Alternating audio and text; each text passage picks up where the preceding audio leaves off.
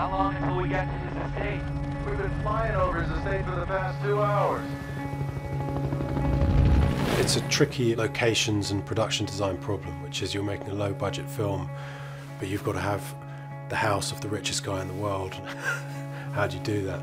We knew that if we found a really spectacular landscape and put a building inside it, the landscape would provide a lot of the power of the guy. The landscape and the feel of the place is just so extraordinary. And we soon settled upon Norway. It's incredible, these vertical hills, these waterfalls everywhere, these deep, deep fjords, sea locks. The notion of somebody owning this,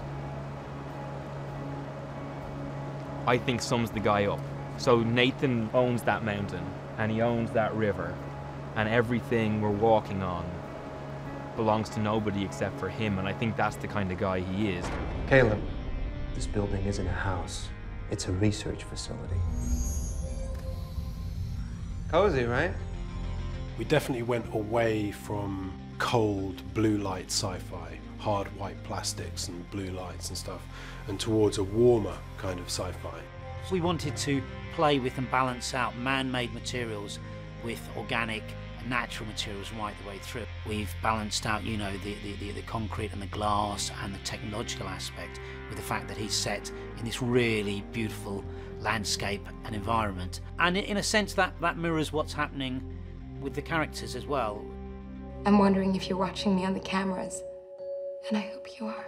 Ava's space is an observation room. When we first looked at the idea of a cube within a room, we would imagine that we would put Ava within the cube and we would be outside it looking in, but we swapped that around. So in fact, Caleb, who's the observer, sits in this cube, and Ava, who's the observed, is able to roam around 270. It's a good example of how production design feeds into a story, because then when Ava walks around, rather than feeling like she's got a lot of space, she's more like a tiger in a zoo, walking backwards and forwards over the same spot. And you think she shouldn't be here, she should actually be elsewhere.